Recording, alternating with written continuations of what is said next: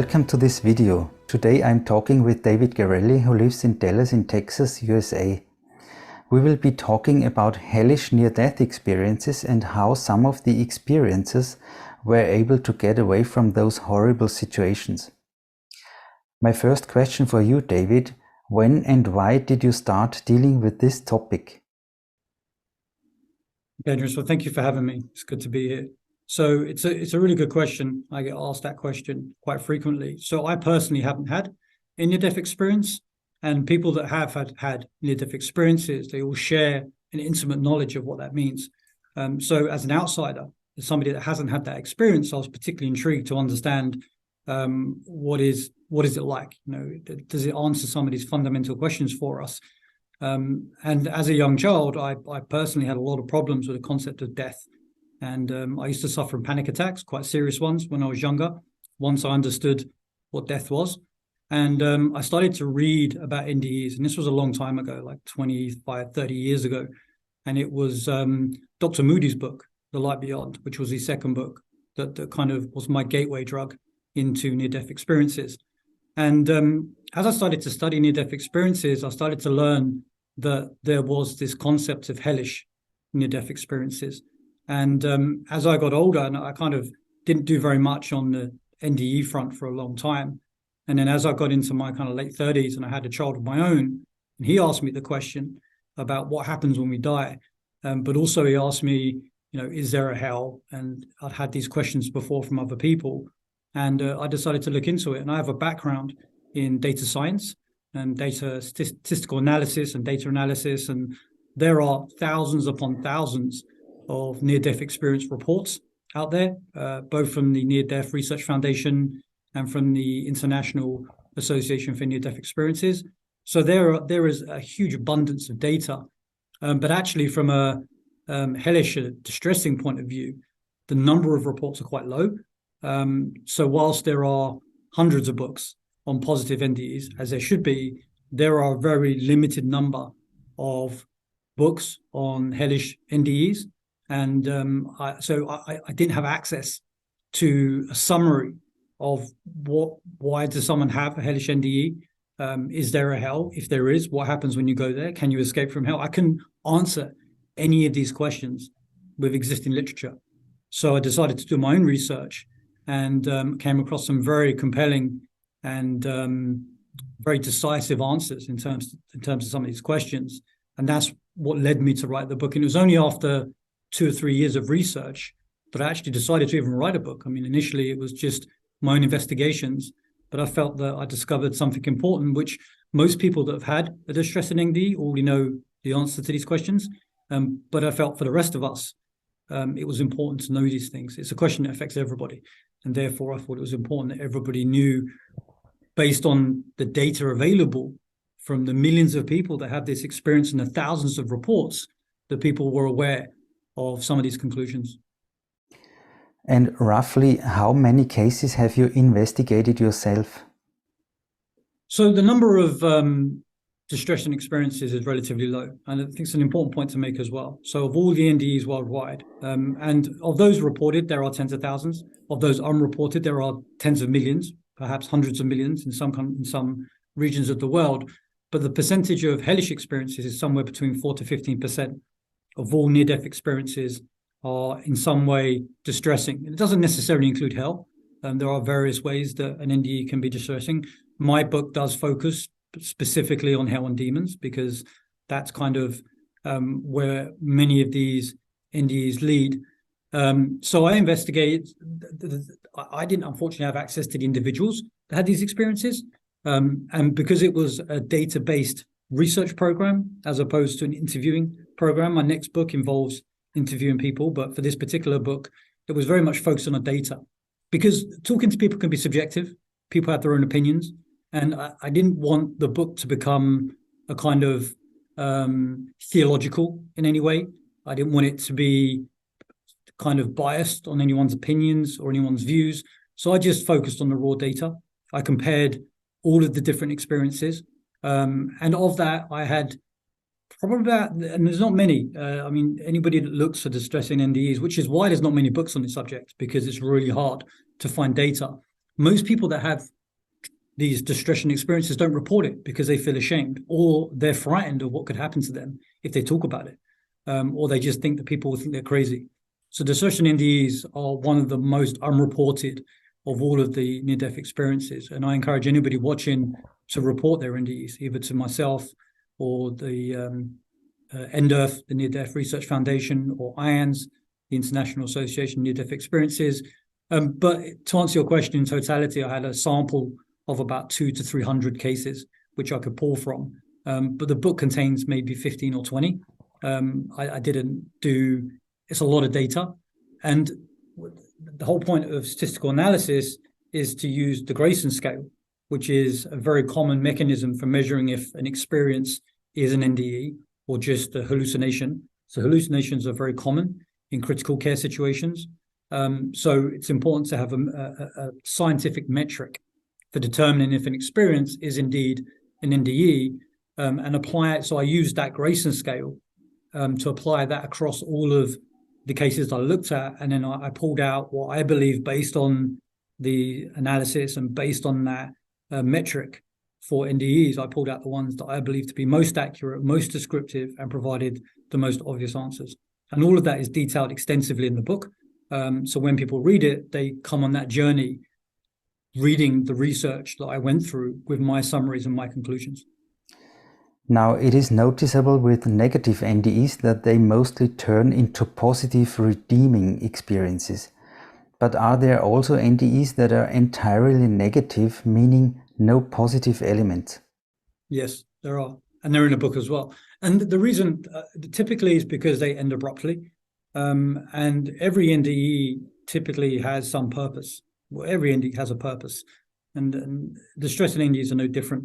Most of them do end up positive. And it's hard, particularly for people that have been indoctrinated into any religion. Most religions teach that hell is eternal. So it's hard to understand. So anybody reading this book should come at it from as much as possible with an open mindset, and not look at it as a belief-based read, but more of a research-based read. And it's not a white paper.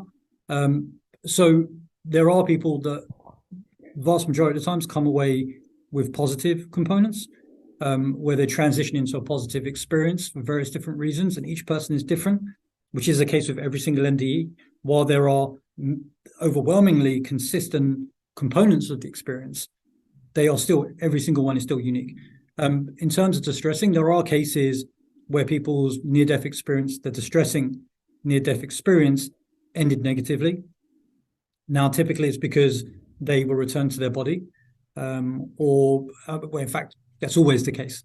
So it may well have been there's two possible. I don't really go into this too much in the book, so it's a really interesting question. But I believe there's two possibilities, right? There's always a point of no return when it comes to an NDE, and in many cases, a witness will be prevented from passing that point of no return if it was always intended that they should return back to earth, back to their bodies, because they have unfinished work, right? As they say. But in some cases, experiences, witnesses, as I call them, are given a choice. You can either stay or you can go back. And in most cases, they'll be shown visions or experiences, more like an imprint of what their family members will feel if they were to die. So they get given a sense, particularly if they have children, this is how your children will feel if you decide to stay here in heaven. So a lot of people get a choice. With distressing NDEs, there's no such choice. There's no situation where an entity or a demon, if you want to call it that, would say to a witness, do you want to stay or do you want to go? So it's always forced. So yeah, there are both scenarios. Sometimes they're entirely distressing, not uncommon, but most of the times, at least based on my sample of data, they do end up being positive, which is important. And what are the typical elements of negative NDEs? Can you roughly describe how these elements are experienced? Yeah, I mean, and I'll go into this in the book quite a lot, actually, because there's some very interesting things that draw a stark difference between a negative NDE and a positive NDE. And it also tells you a bit about why you would be in hell in the first place, in terms of what happens to you and the process you go through at the point of death. And it doesn't always have to be death, by the way. Lots of NDEs occur before the physical body is actually completely cardiac arrest, before they completely stop breathing. Sometimes it happens during a tragic accident, but not always at the end of that tragic accident. So for positive NDEs, one of the things that you typically hear is that when somebody transitions out of their body, so when they have that outer body experience with a positive NDE, they typically describe that they don't have a physical being. That's very common, where even if they look at their hands, they sometimes see energy. So a very yellow golden light is very common that they see coming from themselves and also from other beings that they encounter. For negative hellish NDEs, typically they retain their physical form. I mean, completely. That was very surprising to me. I've heard the way the senses operate between the negative and the positive is in the positive, you sometimes hear about music, you sometimes hear about certain senses, so sights, but you don't hear much about the smell of things, which was surprising to me. But distress and NDEs, particularly when it involves hell, people describe the smell of burning flesh, sulfur. They describe pain. They always retain their physical body. In many cases, a large percentage of NDEs start in a place called the void, which in a book I call the nexus. And it's a completely black, dark place, but it's not typically frightening for somebody having a positive experience. But for distressing experiences, you tend to fall physically from this space. And that can happen at any point during experience, because there's various reasons why somebody would even have an NDE, distressing NDE in the first place. So the biggest difference is the physicality of the experience. I mean, there's some pretty horrific torture that occurs. And another very important, absolutely vital thing to remember if anybody ever finds himself in a situation, when you communicate in the afterlife, the spiritual realm, heaven, whatever you want to call it, but let's say the spiritual realm, when you communicate, excuse me, in that realm, typically people say telepathic, but telepathic is also not entirely accurate because it's more of an impression. With telepathy, it's still the communication of words, whereas with NDEs, it's a communication of experience as well. You don't need to have a full conversation telepathically. You just instinctively understand from that person's experience. They imprint what they want you to know onto you. So in a positive experience, that happens quite quickly. As soon as you meet a positive entity, you almost immediately start to communicate with this telepathic imprint. Whereas with hellish, there's none of this telepathy. I mean, they may communicate to you in words telepathically, but they never imprint, because in one of the most common themes, particularly of evil and in any of the distressing realms and in hell, is that entities there will lie to you. There's a famous saying that the hurt want to hurt, or the hurting want to hurt. And this is very true. This is overwhelmingly the case. When people come close to hell or the hellish, or they're experiencing that hellish NDE, they describe how they can feel an overwhelming sense from these entities that exist in this demonic place, in this evil place, wanting them to feel their pain and feel their suffering. So it's almost like there's they find some sense of relief in others sharing their pain and sharing their agony and their torture.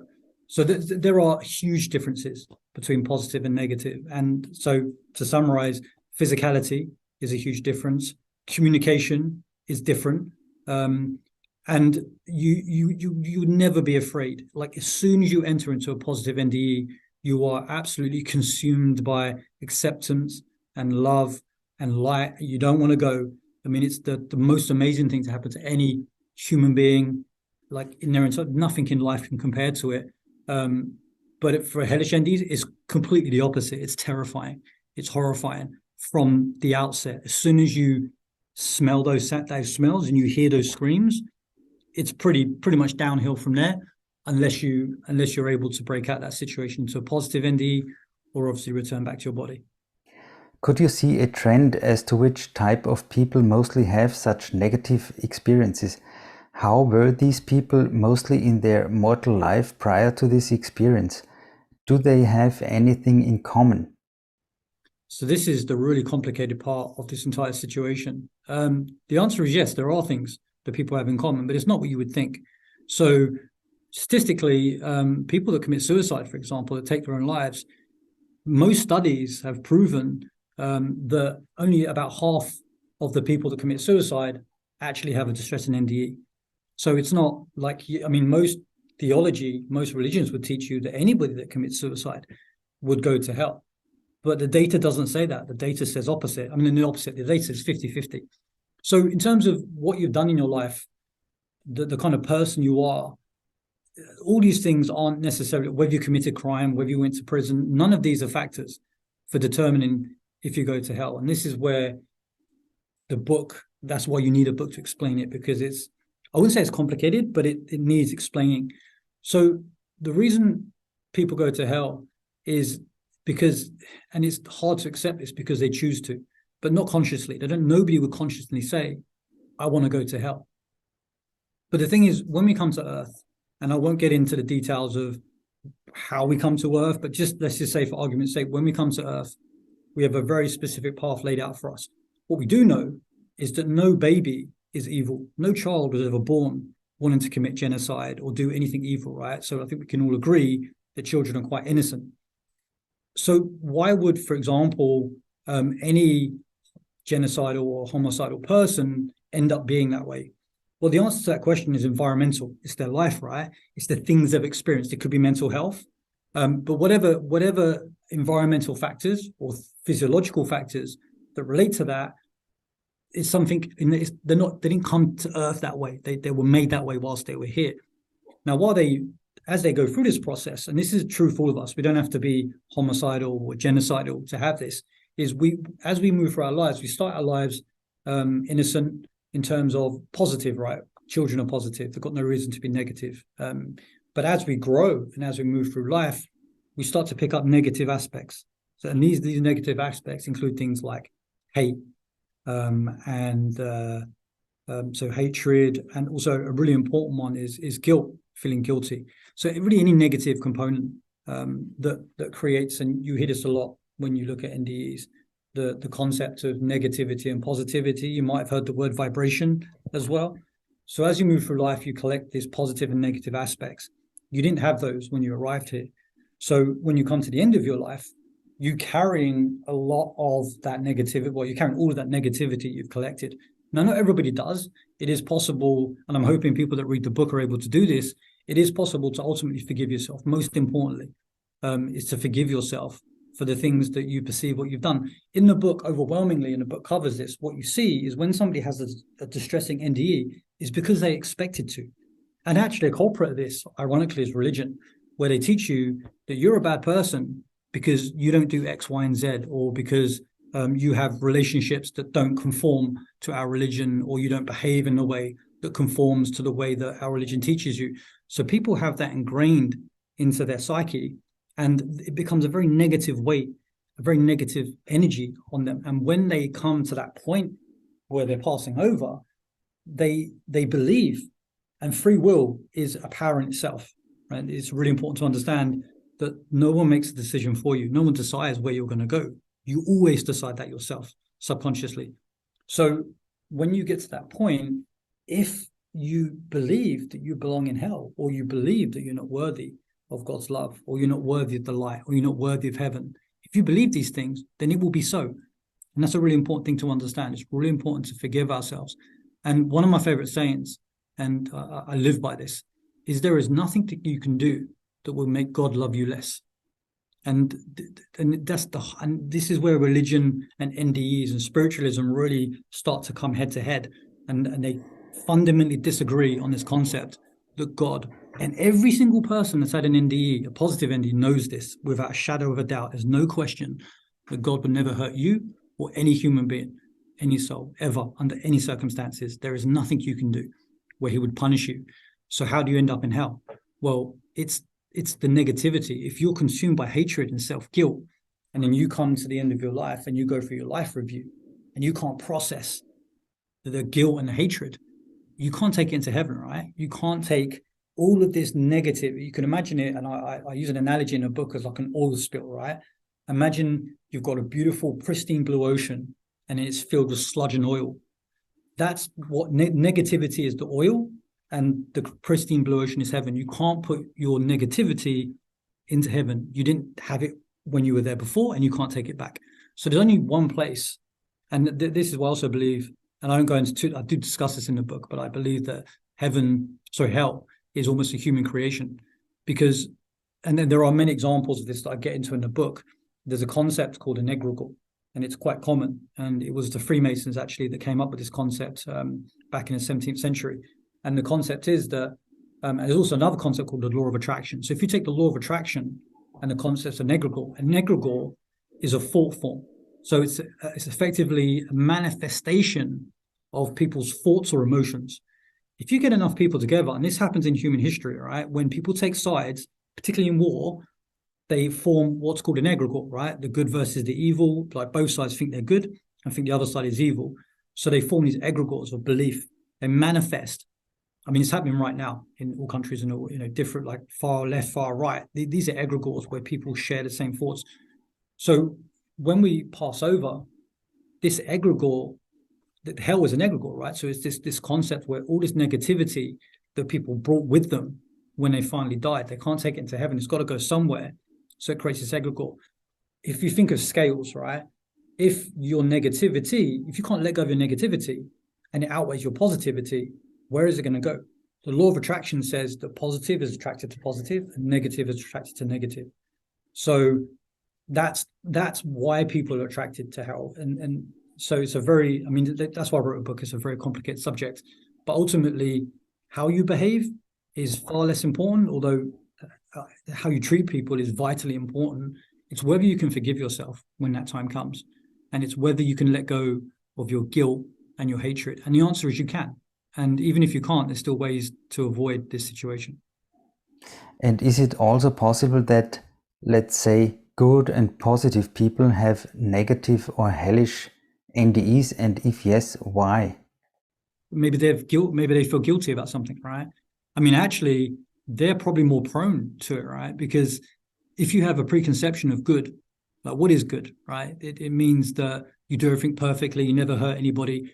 You're human, I'm human, we're flawed. We come to this planet to learn how to overcome those flaws and how to be better souls in the long run. So you're expected to make mistakes. You're expected to persevere. If you come to this planet and you're a good person and you never do anything wrong, what have you learned? You've learned nothing, right? So good people, the challenge would be, and I'm not saying people shouldn't be good, absolutely they should, but people, more importantly, they should accept that it's okay to make mistakes. And I think most people are good. I truly believe that the vast majority of people, even during their lives, when they struggle, when they have such horrible things happen in their lives, I believe that most people are good. But if you're told that what you're doing is bad and you're a good person, that starts to build guilt, self-guilt, self-loathing, and also a sense of unworthiness. That's the worst thing that you can do. The worst thing that we can do is feel that we're unworthy. The worst thing we can do is be consumed by our guilt. No matter what we've done, and I mean no matter what we've done, have to forgive ourselves before our time comes. It's fine if we don't, like people don't know this. This is why the book exists. This is why we're talking about it, so people know. But good or bad, it doesn't matter. That we're all good. Like we all came to this earth good, and ultimately when we're done and we're dead and we pass over, we'll be good again, regardless of how bad we got. So we're all good. I think good people are great, but most of us aren't perfect, to be honest. All religions are kind of, the number of people that are religious is falling dramatically around the world. But people are still good, right? I don't think it's necessary to have religious beliefs to be good. But to answer your question, I think, yes, good people are more likely to go through with no problems, right? If they've done nothing wrong in their lives, as long as they don't feel guilty. Because if you know you're a good person, someone tells you're a good person, and then you do something which you perceive to be bad, which, by the way, God doesn't perceive it to be bad, then you may take that guilt with you, you may feel guilty. So good or bad, I think it's important everybody understands, regardless of what you've done, you can forgive yourself. And then the very important question, how did most people get away from their hellish experiences? So most people, in most cases, the experience ended through what I call in the book a savior. So there was a really interesting article I read, and I think I included this in the book, but it was one of the first witness statements I came across, where a witness was speaking to God, and he said he saw God weeping for those in hell because he can't help them. And this is where free will comes into it, right? From a free will perspective, if you feel that you belong in hell, even if this comes back to the guilt, if you feel unworthy of heaven, and as a result you put yourself in hell, then that's your free will, right? God will not contradict your free will. So he can't help you if you don't want his help. And if you've made that decision, even subconsciously, then he can't do anything, right? As soon as you acknowledge and understand that you deserve the lie and you do not belong in hell, then that is typically when people meet their saviors. It's not always necessarily God. In these examples, it comes through and literally reaches into hell like a God ray, beam of light in some cases. In other cases, they'll just close their eyes and open their eyes and they're somewhere else in a positive environment. But there are many dramatic cases and it manifests in different ways, right? I mean, everything is a manifestation. In hell, everything's a manifestation. Nothing is, it feels real and it physically has the same concepts of being real, but it's not. It's a manifestation collectively of all of the souls that are there. So most people come out that way. They reach out, they call for God. It's as simple as that, calling for God, forgiving themselves, or the NDE just ends. There was a few cases, which I include in the book, where somebody ended up in hell because they couldn't complete their life review. And their life review, it's important to do that, right? Because that's where you look back at the things you've done to other people. And it's not punishment, it's not judgment. It's so you can learn from what you've done. And also forgive yourself. And this is what I mean. So even if you can't forgive yourself in life, you will have another opportunity to do that in your life review. In fact, your last opportunity to do that. And most people do that, by the way. Most people can, because you're fully supported. It's a very supportive experience, more supportive than anything you could have lived on earth. But not everybody can. In very small cases, there are people that will refuse to complete their life review because in your life review, you experience what you did to other people. You feel what they feel. You live what they lived, what you put them through. And some people can't handle that. And for those people, until because that whole life review is also a cleansing process. It cleanses your soul, almost takes you picked up here on this kind of ball of negativity that we live on. So those people can end up in hell. So to be the most important thing is you just need to ask. You need to accept that you don't belong there. You need to accept that God loves you. Like I said, there's nothing you can do to make him love you less, but he can't help you unless you're willing to be helped. So that's how most people escape. And it's their family ones in most cases, their loved ones that will come and rescue them from this situation. Have you also researched how people changed through their own negative NDEs? Yeah, yes, I have. And that comes out of the witness accounts anyway. So there's not necessarily separate studies that look into what happens when somebody comes out of their NDE, their distressing NDEs. There is, surprisingly, even with distressing NDEs, a lot of the time, it's a positive outcome for the witness. There are some cases, which is pretty frightening, where people are terrified of dying. It's limited, it's a very small number.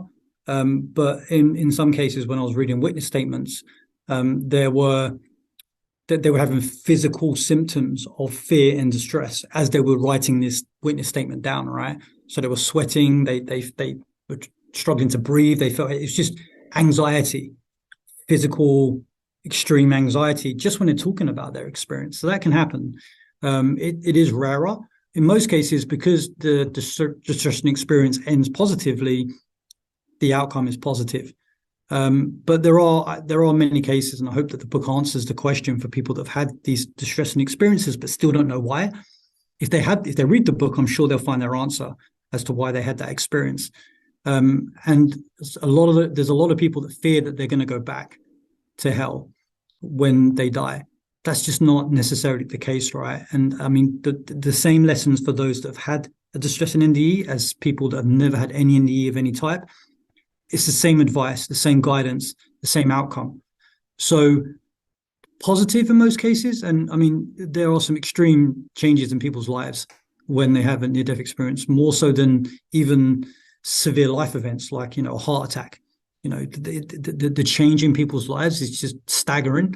For distress and NDEs, it's not, if there's a positive element to it, it's pretty much the same. One of the things that I find quite surprising, and this applies both to stress and positive, is that a lot of relationships break down, marriages particularly after an NDE. And that was quite interesting to me. And I think that people, when they come back from their near-death experience, it's like, well, life's too short to not live my best life. And people start to make changes to the things in their lives that they feel not fulfilling to them. So for distress and NDEs, it's really not that different in positive, with the exception that those experiences that ended negatively, as opposed to transitioning to a positive experience, those people live in fear. A really important thing to remember when they come back. And I really hope that anybody that sees this understands that when they have a distress and NDE, it doesn't make them a bad person. It just means that they've got some self-worth issues and guilt they need to work on, they need to work through, but it does not make them a bad person. And I would encourage anybody that's had that experience not to feel unworthy of anybody's love. And it's very important, I think, that they come forward and talk about their experience and try to understand more about it. Don't just put it away and try and forget about it. Talk to people that understand this area and try and learn from it, is what I would say. It doesn't mean it's going to happen again. And typically, even if it's negative, there's always a lesson in these experiences for positive and negative. So it's important to try and understand what that lesson is. And have you used other possibilities to learn about hellish out-of-body states, for example, mediumship?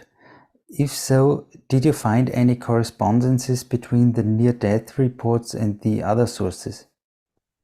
So not specifically. I didn't specifically look at other types, so STEs, spiritually transformative experiences, and there's lots of different types of experiences, right? I wanted to be very focused.